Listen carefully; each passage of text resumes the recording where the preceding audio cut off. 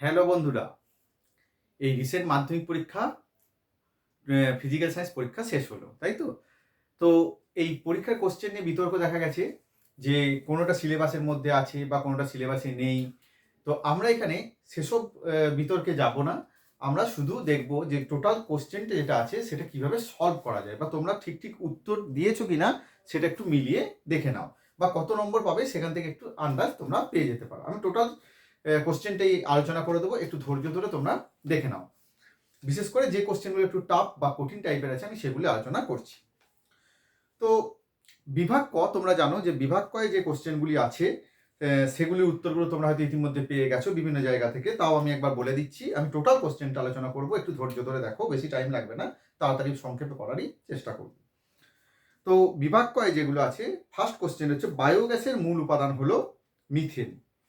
2 নম্বর, বাস্তব গ্যাস আদর্শ গ্যাসের ন্যায় আচরণ করে নিম্নচাপ এবং উচ্চ তাপমাত্রায়। কারণগুলো আমি এখন বলছি না, তাহলে অনেক দীর্ঘায়িত হবে। তো নাম্বার 3 হচ্ছে 1.3 এসটিপিতে 44.8 লিটার কার্বন ডাইঅক্সাইডের মোল সংখ্যা। দেখো 44.8 লিটার মানে 22.4 লিটার হচ্ছে 1 মোল। 1 মোলে যে 22.4 লিটার মানে হচ্ছে 1 মোল, তাহলে 44.8 লিটার মানে 2 মোল। আদর্শ গ্যাসের ক্ষেত্রে আয়তন গুণাঙ্ক এবং চাপ গুণাঙ্কের অনুপাত হয় 1, কারণ আদর্শ গ্যাসের ক্ষেত্রে চাপ গুণাঙ্ক এবং আয়তন গুণাঙ্ক দুটোই 1/273। প্রতিসরাঙ্ক ও আলোর তরঙ্গদৈর্ঘ্যের সম্পর্ক প্রকাশনকারী সমীকরণটি হলো মিউ সমান a plus b by lambda square. Mu সমান a plus b by lambda square. অনেকে দেখতাম ল্যামডা লিখছো, ল্যামডা নয়, ল্যামডা স্কোয়ার। এটা বিজ্ঞানিক কোসি বা কোচি রিলেশন বলা হয় তাকে। এটা বিজ্ঞানিক কোসি রিলেশন, বাংলাতে কোসি, ইংরেজিতে কোচির বলা হয়। নেক্সট যদি আমরা আসি যে বিবর্ধিত অসৎবিম্ব গঠিত হয়। বিবর্ধিত অসৎবিম্ব গঠিত হয় উত্তল লেন্স দ্বারা। উত্তল লেন্সের যদি ফোকাস এবং একটা উত্তল লেন্সের যদি তোমরা আলোক কেন্দ্র এবং ফোকাসের মধ্যে, ধরো এখানে ফোকাসের মধ্যে যদি কোনো একটা বস্তুকে রেখে দাও, তাহলে বস্তুটা থেকে একটা আলোক রশ্মি এইভাবে যাবে আর একটা সোজাসুজি আলোক কেন্দ্রের মধ্য দিয়ে যাবে। এখন এদিকে যদি তুমি পেছন দিকে বাড়িয়ে দাও, তাহলে কোনো একটা জায়গায় এরা এইভাবে মিট করবে। এখান থেকে যদি আমি একটা লম্ব টানি, তাহলে এটা যদি হয় এবি বস্তু, তাহলে এ ড্যাশ বি ড্যাশ হবে। এটা বিবর্ধিত অসৎবিম্ব গঠিত হলো উত্তল লেন্স দ্বারা। একটি তারের মধ্যে দিয়ে তড়িৎ প্রবাহ হচ্ছে, তারটাকে টেনে দৈর্ঘ্য বৃদ্ধি করলে এর তড়িৎ প্রবাহ মাত্রা হ্রাস পাবে। তার কারণ হলো আমরা জানি যে রোধ প্রপোর্শনাল টু লেন্থ। তাহলে যদি দৈর্ঘ্য বৃদ্ধি করা হয় তাহলে রোধটাও বাড়বে। রোধটা বাড়লে কি হবে? এবং ওহমের সূত্র থেকে আমরা জানি যে ভি সমান আই আর, তাহলে আর সমান ভি বাই আই। যদি আর বাড়ে তাহলে আইটা কমবে, তাহলে যদি এল বাড়ে আর বাড়বে, আবার আর বাড়লে আই কমবে। 5 অ্যাম্পিয়ার তড়িৎ প্রবাহ মাত্রা কোনো পরিবাহের মধ্যে দিয়ে 30 সেকেন্ডে প্রবাহিত হলে মোট আধান কিউ সমান আই টি।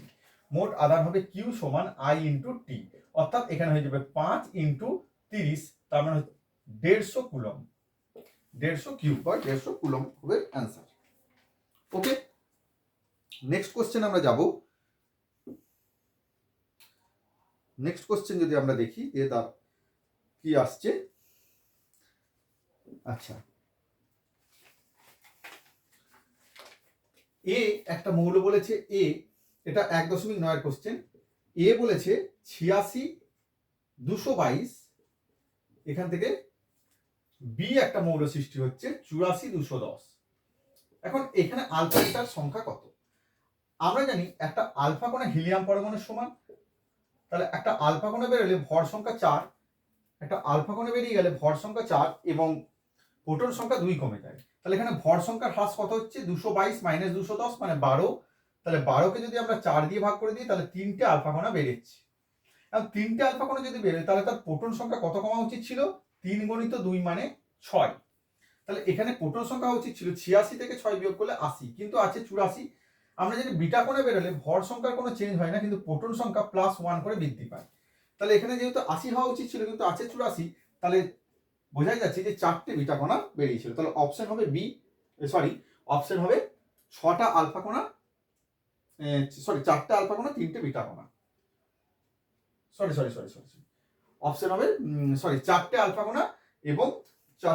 কণা এবং আমাদের হচ্ছে যে তিনটে আলফা কণা চারটে বিটা কণা, তিনটে আলফা কণা চারটে বিটা কণা, তিনটে আলফা চারটে beta, that is B. 1.9 B. মৌলগুলিকে তড়িৎ ধনাত্মকতার ঊর্ধ্বক্রম অনুসারে সাজালে, ঊর্ধ্বক্রম মানে ছোট থেকে বড়, সেক্ষেত্রে বি অ্যান্সারটা ঠিক হবে। Carbon, nitrogen, oxygen, fluorine.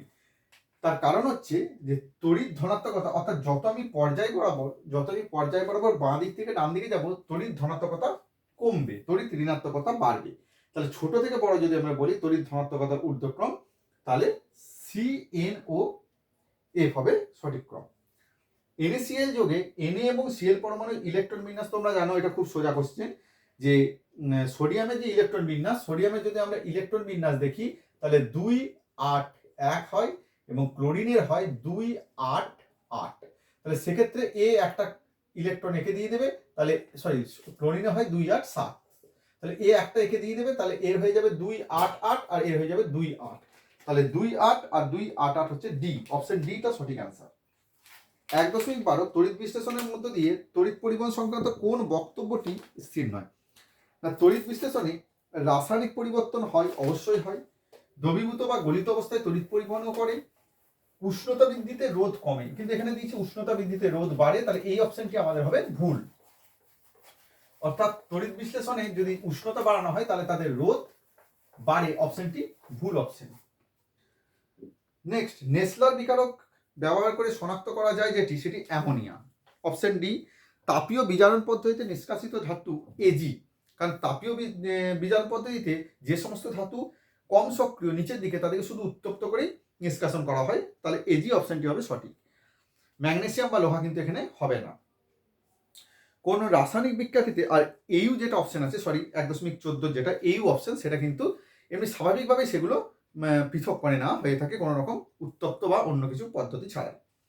কোন রাসায়নিক বিক্রিয়াটিতে ক্লোরোফর্ম উৎপন্ন হয়? তোমরা জানো ক্লোরোফর্ম মিথেনের সাথে বিক্রিয়া যে আছে, HCl এর সাথে মিথেনের বিক্রিয়া, সেখানে ক্লোরোফর্ম উৎপন্ন হয় CaCl3 + HCl, অর্থাৎ CaCl3 + Cl2, সেটা হচ্ছে ডি অপশনটা হবে এখানে ক্লোরোফর্ম, CaCl3 + Cl2। এবার চলে আসি দুইয়ের গুলোই দেখো, ক্লোরিন পরমাণু ওজোন অণুর বিনষ্ট ঘটায় একটি বিক্রিয়ার সাহায্যে দেখাও। তোমরা জানো যে এটা অনেকেই করেছো আশা করি, যে ক্লোরিন পরমাণু যদি ওজনের সাথে বিক্রিয়া ঘটায় তাহলে ক্লোরিন মনোক্সাইড উৎপন্ন হয় আর অক্সিজেন উৎপন্ন হয়। আবার এই ক্লোরিন মনোক্সাইড পুনরায় ওজনের সাথে বিক্রিয়া করে সক্রিয় ক্লোরিন এবং অক্সিজেন উৎপন্ন করে। কোন স্তরে সর্বনিম্ন তাপমাত্রা লক্ষ্য করা যায়? মেসোস্ফিয়ারে। আন্তর্জাতিক স্পেস স্টেশনের কক্ষপথটি বায়ুমণ্ডলে কোন স্থানে অবস্থিত? আয়নোস্ফিয়ার। পি বনাম 1/v লেখচিত্রের প্রকৃতি কি হবে? সমপরাবৃত্ত, যেহেতু ব্যস্তানুপাতিক সম্পর্ক, এদিকে ভি এদিকে যদি পি দিই তাহলে পি ভার্সেস ভি সমপরাবৃত্ত হবে। পরম উষ্ণতার সাথে গ্যাসের ঘনত্বের সম্পর্ক, গ্যাসের ঘনত্বের সাথে পরম উষ্ণতার ব্যস্তানুপাতিক সম্পর্ক হয়, কারণ আয়তনের সাথে সমানুপাতিক সম্পর্ক চার্লসের সূত্র অনুসারে। এখন আয়তন আর ঘনত্ব হচ্ছে ব্যস্তানুপাতিক, কারণ ভি সমান ডি বাই রো, রো সমান ডি বাই ভি, তাহলে ভি সমান ডি বাই রো, তাহলে ব্যস্তানুপাতিক সম্পর্ক হবে গ্যাসের ঘনত্বের সাথে। অ্যালুমিনিয়ামের দৈর্ঘ্য প্রসারণ গুণাঙ্ক যদি এত হয় তাহলে এসআই এককে এর মান কত হবে? যেহেতু সেন্টিগ্রেড আর কেলভিন স্কেল সেম, উষ্ণতা পার্থক্য সেমই হবে। কোন সূত্র থেকে গ্যাসের আয়তন প্রসারণ গুণাঙ্কের মান পাওয়া যায়? চার্লসের সূত্র। আপতন কোণ বাড়ালে প্রতিসরাঙ্ক বাড়বে না কমবে? মিউ সমান সাইন আই বাই সাইন আর, তাহলে এক্ষেত্রে যদি আপতন কোণ বাড়ায় তাহলে প্রতিসরাঙ্ক বাড়বে। উত্তর লেন্স থেকে এফ ও 2f দূরত্বের বস্তু রাখলে প্রতিবিম্ব কোথায় গঠিত হবে? 2f থেকে দূরে গঠিত হবে। একটি বর্তনীতে 6 ওহম 3 ওহম রোধের সমান্তরাল সময়ের সাথে 1 ওহম রোধ শ্রেণী সময় যুক্ত করলে রোধ কত হবে? 6 আর 3 এর সমান্তরাল, অর্থাৎ 6 আর 3 এর যদি আমি সমান্তরাল করি তাহলে সেক্ষেত্রে হবে সেটা 2 ওহম, তার সাথে 1 ওহম যোগ করলে 3 ওহম হবে। বাল্যচক্রে ঘূর্ণন অভিমুখ কোন সূত্র দ্বারা? ফ্লেমিংয়ের বামহস্ত নিয়ম। নিয়ন্ত্রিত শৃঙ্খল বিক্রিয়া একটি ব্যবহারিক উল্লেখ নিউক্লিয়ার রিঅ্যাক্টর। নিউক্লিয়ার রিঅ্যাক্টরে কি করা হয়? যে নিউক্লিয় বিভাজনে যে বিপুল পরিমাণ শক্তি উৎপন্ন হয় তাকে তাপশক্তি, সেই তাপশক্তিকে তড়িৎ শক্তিতে রূপান্তরিত করা হয়। নিউক্লিয় সংযোজনের বিভাজন ঘটনা কেন? উত্তর একই, যে নিউক্লিয় বিভাজনে প্রচুর পরিমাণ শক্তি উৎপন্ন হয়, 1 কোটি কেলভিনের কাছাকাছি। তো নিউক্লিয় সংযোজন ঘটানোর জন্য প্রচুর পরিমাণ তাপশক্তি প্রয়োজন, নিউক্লিয় বিভাজন ছাড়া সম্ভব নয়, এগুলো তোমরা জানো। নেক্সট কিছু যেটার বাম স্তম্ভ ডান স্তম্ভ, সেটা হচ্ছে নোবেল গ্যাস। নোবেল গ্যাস হলো রেডন। ইনভার শঙ্কর ধাতু। সর্বনিম্ন তড়িৎ ঋণাত্মক মৌল, সেটা সিজিয়াম, কারণ সিজিয়াম সর্বোচ্চ তড়িৎ ধনাত্মক, তাই সর্বনিম্ন তড়িৎ ঋণাত্মক। এবং ZnO plus C, Zn plus C হচ্ছে কার্বন বিজারণ। এছাড়া জল ও বেঞ্জিনের মধ্যে কোনটি কেসিএল এ দ্রবীভূত হয়? কেসিএল কোনটিতে কেসিএল দ্রবীভূত হয়? কেসিএল যেহেতু তড়িৎযোজী যৌগ, তোমরা জানো জলে দ্রবীভূত হবে। জলের তড়িৎ বিশ্লেষণ কোন তড়িৎদ্বারে জারণ ঘটে? ক্যাথোডে বিজারণ, তাহলে অ্যানোডে জারণ ঘটবে। তড়িৎ বিশ্লেষণের সময় ডিসি আর এসির মধ্যে কোনটি ব্যবহৃত হয়? অবশ্যই ডিসি, কারণ এসি হলে তড়িৎ বিশ্লেষণ হবে না। HCl গ্যাসের জলীয় দ্রবণ তড়িৎ পরিবহন করে কেন? আয়নে বিয়োজিত হয়, H+Cl- আয়ন উৎপন্ন হয়। অ্যামোনিয়া থেকে উৎপন্ন একটা জৈব সারের নাম হলো ইউরিয়া। অ্যামোনিয়া থেকে উৎপন্ন একটি জৈব সার ইউরিয়া, এবং এর সংকেত হলো CONH2 CONH2, অর্থাৎ এর নাম হচ্ছে কার্বনিল অ্যামাইড। মেলামাইন প্রস্তুতিতে কোন যৌগ? এটা তোমাদের সিলেবাসে নেই। C2H6O সংকেত দ্বারা যে দুটি ভিন্ন ভিন্ন কার্যকরী মূলকযুক্ত জৈব, C2H6O হচ্ছে সমাবয়বতা, এটা ইথাইল অ্যালকোহল অর্থাৎ C2H5OH ইথাইল অ্যালকোহল এবং ডাইমিথাইল ইথাইল অ্যালকোহল এবং CH3OCH3 ডাইমিথাইল ইথার।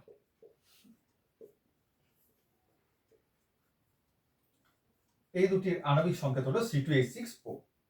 এলপিজির মূল উপাদানের গঠন। এলপিজির মূল উপাদান হলো বিউটেন, কিছু পরিমাণ প্রোপেন এবং ইথেন থাকে। তা বিউটেনের সংকেত হলো C4H10। এলপিজির মেন উপাদান হলো বিউটেন, এর সংকেত হলো C4H10। 1122 টেট্রাব্রোমো ইথেন, 1122 টেট্রাব্রোমো ইথেনের সংকেত হলো, এটা 1122 টেট্রাব্রোমো ইথেন। অ্যাসিটিলিন গ্যাসের সাথে যদি ব্রোমিনের জল চালনা করা হয়ে থাকে, তাহলে দু অণু অ্যাসিটিলিনের সাথে এক অণু ব্রোমিন জল যুক্ত হয়ে পড়ে 1122 টেট্রাব্রোমো ইথেন উৎপন্ন হয়। নেক্সট যদি আমরা আসি যে ফায়ার আইসের সংকেত কি? ফায়ার আইস হচ্ছে যে 4CH4 23H2O। এটি কোথায় থাকে না? এটা বরফের নিচে, এটি সমুদ্রের নিচে বরফের মতো একটা কেলাস, যে জন্য এটাকে বরফের মধ্যে মিথেন গ্যাস সমুদ্রের নিচে এটা জমে থাকে, এটা বরফের মতো কেলাসের মতো। এই কেলাসটা হচ্ছে দেখতে বরফের মতো, সেই জন্য এটাকে আইস বলা হয়। আবার যেহেতু মিথেন গ্যাস থাকে, যদি এর উপর চাপ প্রয়োগ করা হয় মিথেন গ্যাস বেরিয়ে আসবে, মিথেন গ্যাস বায়ুতে দাহ্য, সেই জন্য এটাকে ফায়ারও বলা হয়, আইসও বলা হয়, ফায়ার আইস বলা হয়। এর থেকে মিথেন কিভাবে চাপ প্রয়োগ করে নির্ণয় করা হয়? আচ্ছা, 3.2 এর যে অঙ্কটি আছে, 3.2 -3 ডিগ্রি সেন্টিগ্রেড তাপমাত্রায় নির্দিষ্ট পরিমাণ -3 ডিগ্রি সেন্টিগ্রেড তাপমাত্রা নির্দিষ্ট পরিমাণ গ্যাসের আয়তন 750 সিসি।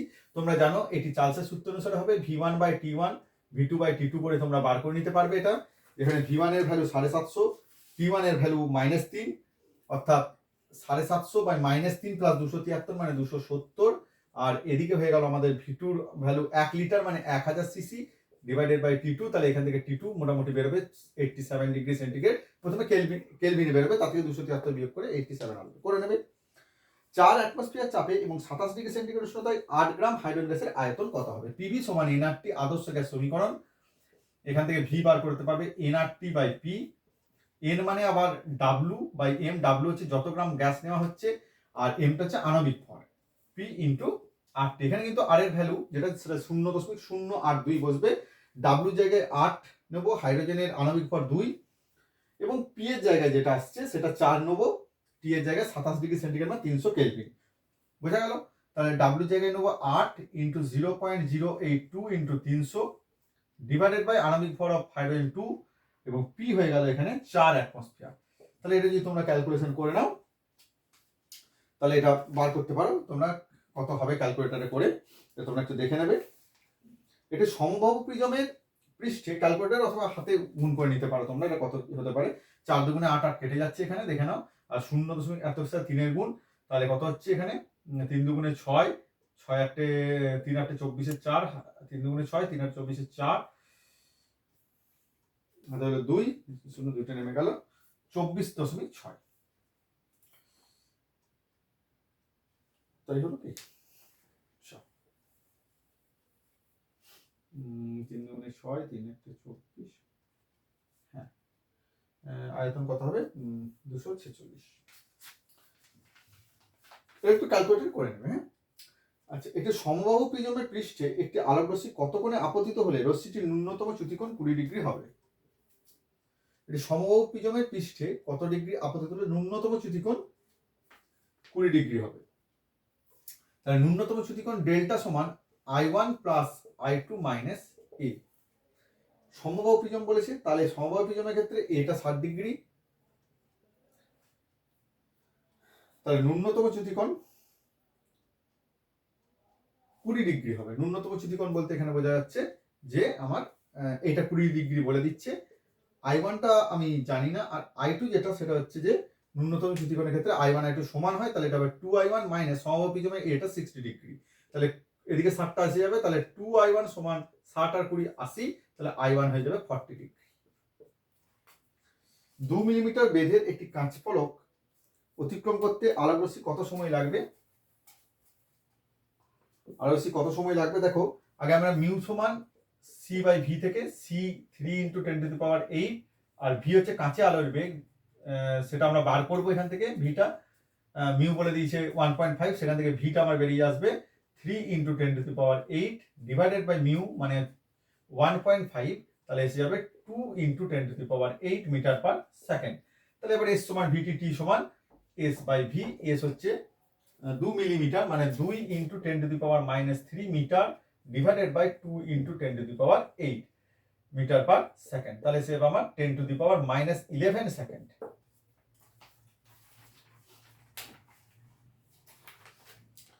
এটি বৈদ্যুতিক কোষের অভ্যন্তরীণ রোধ ও ইএমএফ এর মধ্যে সম্পর্ক প্রতিষ্ঠা করো। এটি বৈদ্যুতিক রোধের অভ্যন্তরীণ রোধ ও ইএমএফ এর মধ্যে সম্পর্ক যদি তাই, তাহলে সেই সম্পর্কটি হচ্ছে যে ই সমান ই মাইনাস ভি সমান আইআর।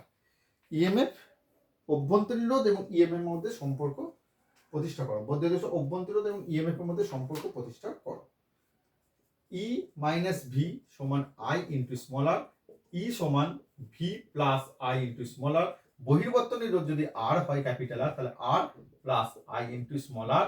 তাহলে এখান থেকে আমি পাবো ই সমান আই কমন নাও, আর প্লাস স্মল আর, তাহলে আই সমান হয়ে যাবে E by R plus small R. এটি অভ্যন্তরীণ রোধের মধ্যে সম্পর্ক, এখান থেকে তুমি সম্পর্কটা বলে নিতে পারবে। ওকে, অষ্টক সূত্রের সংজ্ঞা দাও। অষ্টক সূত্রের সংজ্ঞা দাও। অষ্টক সূত্রের ব্যতিক্রম দেখা যায় এরকম দুটি যৌগের উদাহরণ দাও। আচ্ছা, অষ্টক সূত্র, অষ্টক সূত্রটি হচ্ছে যে কোনো, এখানে নিউল্যান্ডের অষ্টক সূত্র বলা উচিত ছিল, এমনিতেই অষ্টক ল হয়। এরকম দুটি যৌগের উদাহরণ দাও। অষ্টক সূত্রের ব্যতিক্রম, অষ্টক সূত্রটি হলো যে প্রথম কোনো মৌল থেকে শুরু করে যদি অষ্টমতম মৌলের পর্যায়ক্রমে তাদের ধর্মে মিল দেখা যায়। যদি আমরা সোডিয়াম যোগ ধরি, সোডিয়াম থেকে পরবর্তী অষ্টমতম মৌল যেটা, তাহলে সোডিয়াম হচ্ছে 11, তাহলে 11 × 19 পটাশিয়ামে তোমার দেখা যাবে। কিন্তু পরবর্তীকালে যে সমস্ত যৌগগুলো আছে যদি এখানে সেটা বলতে চাই, তাহলে আমরা সেখানে সেই অষ্টক সূত্রটি ধরবো যদি বেশি সংখ্যক, যাদের পারমাণবিক সংখ্যা বেশি, হ্যাঁ, আফটার ক্যালসিয়াম, তাদের ক্ষেত্রে ব্যতিক্রমটা দেখা যাবে। আচ্ছা, অথবা এইরকম যদি বলে যে অষ্টক সূত্র মানে না, সেরকম যদি মনে যে শেষ কক্ষপথে 8টা ইলেকট্রন আছে, হ্যাঁ, সেটা হচ্ছে যদি অষ্টক সূত্র এখানে বলতে চায়, তাহলে সেক্ষেত্রে কিন্তু আমার দুটো যৌগ হবে, একটা লিথিয়াম হাইড্রাইড আর ফসফরাস পেন্টাক্লোরাইড PCl5। আয়নীয় যৌগ সমযোগ গুরুত্বপূর্ণ পার্থক্য তোমরা জানো। আচ্ছা, এগুলো আমি বলছি না অত, কারণ অনেক বড় হয়ে যাবে। সোডিয়াম ক্লোরাইডের তড়িৎ বিশ্লেষণের মাধ্যমে সোডিয়াম ধাতু নিষ্কাশনের ক্যালসিয়াম ক্লোরাইড যোগ করা হয় কেন? দেখো, সোডিয়াম ক্লোরাইড একটা তড়িৎ বিশ্লেষক পদার্থ, এটা না গললে তড়িৎ বিশ্লেষণ হবে না। এখন সোডিয়াম ক্লোরাইডের স্ফুটন গলনাঙ্ক যেটা, সেটা অত্যন্ত বেশি, মোটামুটি 860 ডিগ্রি সেন্টিগ্রেড। তো তার সাথে ক্যালসিয়াম ক্লোরাইড যদি যোগ করা হয়, তার গলনাঙ্ক কমে যায়, 600 ডিগ্রি সেন্টিগ্রেডে সেটা গলে যাবে। সেই গলনাঙ্ক কমে যাওয়ার জন্য কিন্তু ক্যালসিয়াম ক্লোরাইড যোগ করা হয়, এটা তোমাদের সিলেবাসে নেই। ইথাইল অ্যালকোহল ডিনেচার স্পিড কি? ডিনেচার স্পিড হচ্ছে মেথিলেটেড স্পিড, পানের অযোগ্য মেথিলেটেড স্পিড যেটা, সেই মেথিলেটেড স্পিডকে পানের অযোগ্য করার জন্য তার সঙ্গে বিষাক্ত পদার্থ যেমন কাউকোসিন, রবান পিরিডিন, ন্যাপথা এগুলো মিশিয়ে দেওয়া হয়, তা সেই জিনিসটাকে বলা হচ্ছে denature speed. Ethyl alcohol acetic অ্যাসিডের ব্যবহার তোমরা জানো। একটি ঘটনা উল্লেখ করো যা থেকে বলা যায় গ্যাস অণু সর্বদা গতিশীল, গ্যাসের গতিত্বতে ত্রুটিপূর্ণ স্বীকার্য দুটি উল্লেখ করো। এটা একটা ঘটনা যে যাতে বলা যায় গ্যাসের অণু সর্বদা গতিশীল, সেটা হচ্ছে গ্যাসের চাপ, কারণ গ্যাসের অণুগুলো গতিশীল বলে গ্যাস ধাক্কা দেয়, গ্যাসের চাপ ইয়ে করে। তুমি এক ঘরে যদি ধূপ জ্বালিয়ে দাও, তাহলে দেখবে যে গোটা ঘরটা খানিকক্ষণের মধ্যে ধূপের আলোয় পরিপূর্ণ হয়ে যাচ্ছে, তাহলে সর্বদা গতিশীল। গ্যাসের গতিতত্ত্বের ত্রুটিপূর্ণ স্বীকার্য হচ্ছে 1 নম্বর হচ্ছে যে গ্যাসের অণুগুলোর আয়তন আদর্শ গ্যাসের ক্ষেত্রে নগণ্য ধরা হলেও বাস্তব গ্যাসের ক্ষেত্রে তার কিছু পরিমাণ আয়তন থাকবেই। আর 2 নম্বর হচ্ছে গ্যাসের অণুগুলোর মধ্যে আদর্শ গ্যাসের ক্ষেত্রে কোনো রকম আকর্ষণ ক্ষমতা নেই, অর্থাৎ স্থিতিশক্তি শূন্য ধরা হয়, কিন্তু বাস্তবে দেখা গেছে খুব নগণ্য হলেও তাদের মধ্যে কিন্তু আকর্ষণ আছে। এই দুটি ত্রুটিপূর্ণ স্বীকার্য। 21 গ্রাম লোহিতপ্ত আয়রনের উপর দিয়ে স্টিম চালনা করলে কি পরিমাণ হাইড্রোজেন পাওয়া যাবে?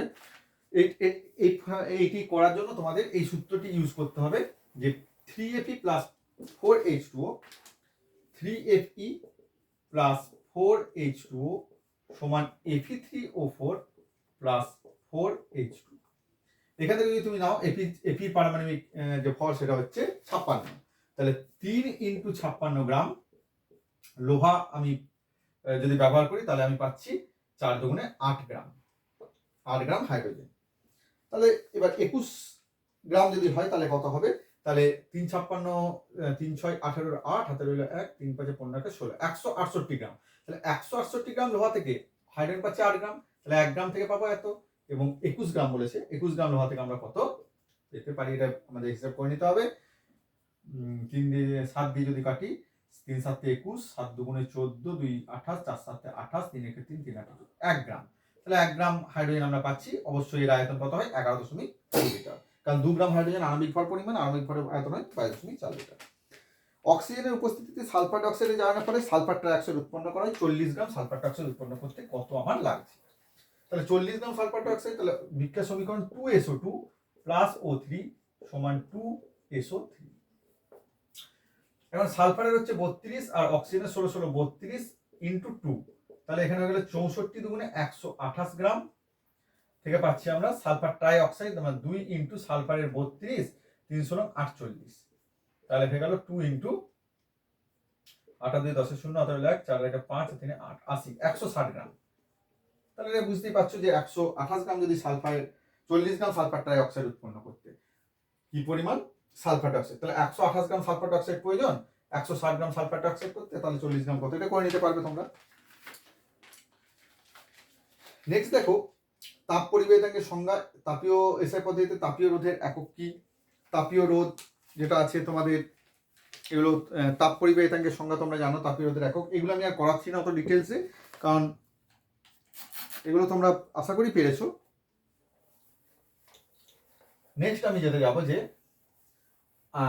আয়তন প্রসারণ গুণাঙ্কের সংজ্ঞা দাও। আয়তন প্রসারণ গুণাঙ্ক চার্লসের সূত্র থেকে মান কিভাবে নির্ণয়, এটা কিন্তু তোমাদের সিলেবাস বর্তমান সিলেবাসে মান নির্ণয়টি নেই, চার্লসের সূত্র থেকে মান নির্ণয় করা সম্ভব হয়, কিন্তু যেহেতু সেটা তোমাদের সিলেবাসে এখানে নেই সেহেতু আমি এটা আর বলছি না, এটা কিন্তু ইট গোজ টু এইচএস সিলেবাস। ওকে, আয়তন প্রসারণ গুণাঙ্কের সংজ্ঞা যদি আমরা বলি যে কিভাবে দেওয়া যেতে পারে, বলি যে 1/173 অংশ, অর্থাৎ যে আয়তন গুণাঙ্ক, আয়তন প্রসারণ, গ্যাসের আয়তন প্রসারণ গুণাঙ্কের সংজ্ঞা হচ্ছে যে স্থির চাপে 1 গ্রাম বা একক ভরের কোনো গ্যাসের উষ্ণতা 1 ডিগ্রি সেন্টিগ্রেড বাড়াতে যে পরিমাণ আমার কি প্রয়োজন হয়, তাপের প্রয়োজন হয়ে থাকে, তাকেই তার আয়তন প্রসারণ গুণাঙ্ক বলা হয়ে থাকে। মানে একক ভরের কোনো গ্যাসের একক উষ্ণতায় একক আয়তন বাড়াতে যে পরিমাণ আমার তাপ লাগে তাকে বলছে আয়তন প্রসারণ গুণাঙ্ক।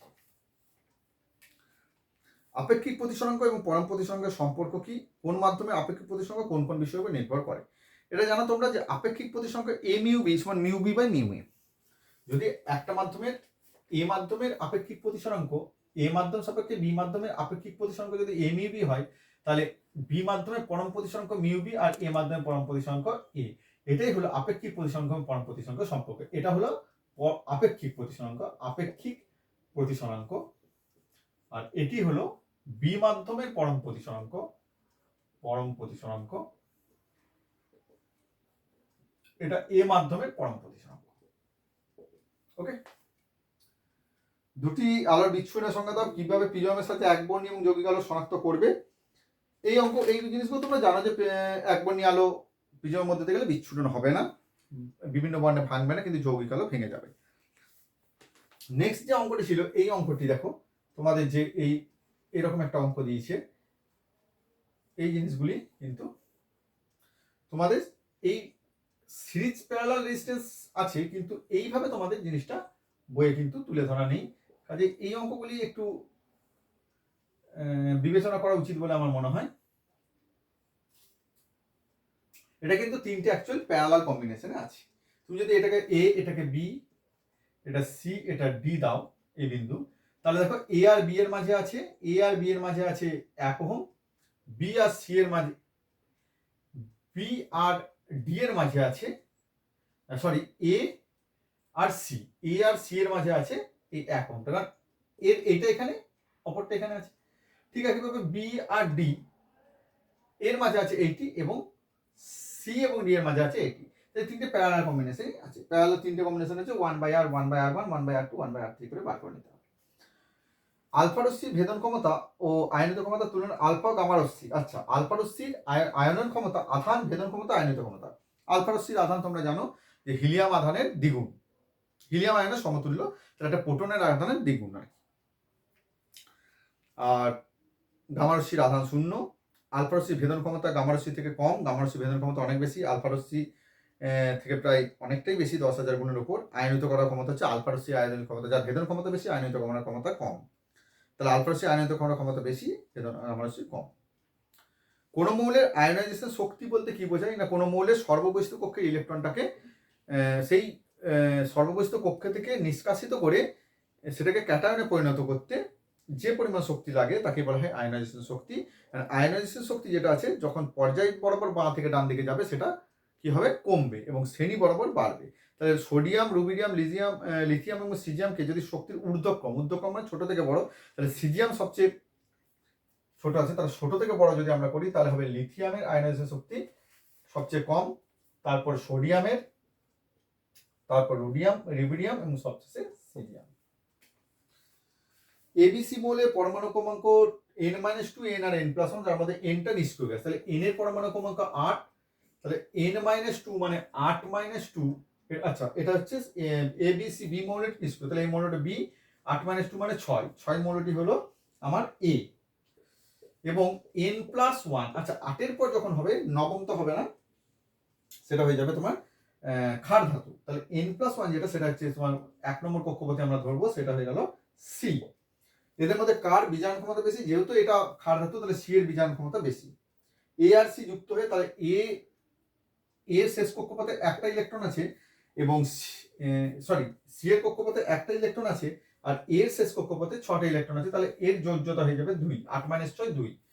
তাহলে এর যোজ্যতা 2, সি এর যোজ্যতা 1, তাহলে যে যৌগ গঠন করছে, তাহলে এটা যেহেতু বীজাণু ক্ষমতা বেশি, তাহলে হয়ে যাবে C2A, কারণ যোজ্যতা এক্সচেঞ্জ হয় আমরা জানি, C2A।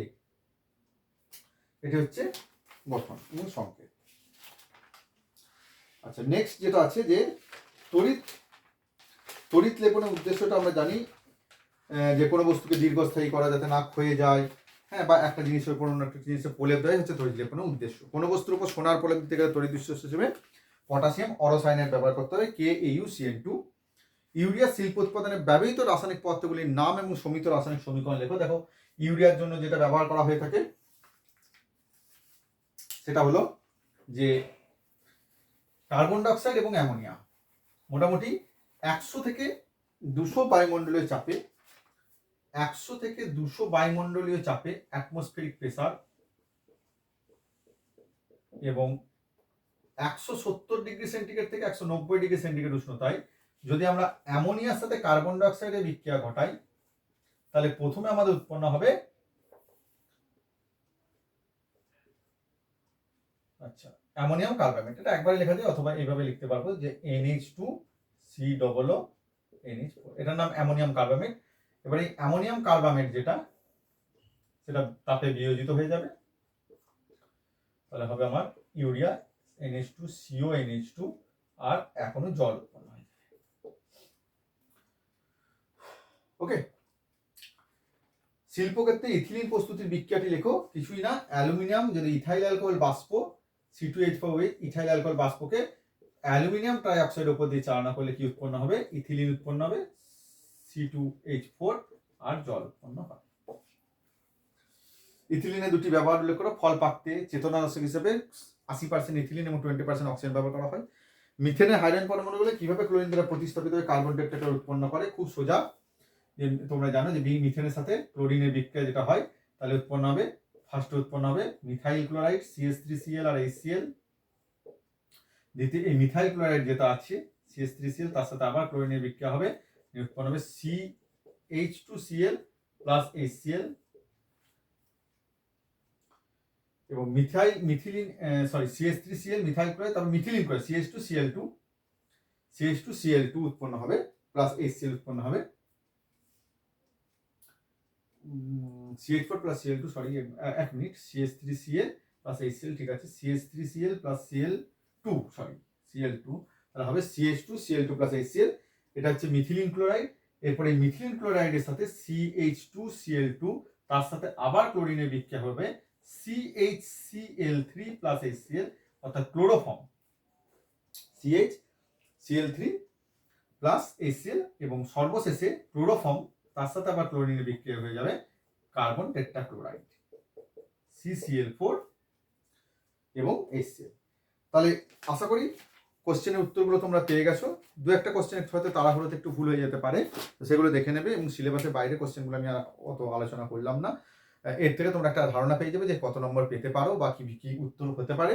তো যদি চ্যানেলটি ভালো লাগে তাহলে সাবস্ক্রাইব করো। আমি মূলত জয়েন্ট এবং ইন্টার কোশ্চেনে দিয়ে থেকে, আমার নাম পুষ্পরঞ্জন সরকার, আমার চ্যানেলের নাম ফিজিক্স ব্যঞ্জন। ধন্যবাদ।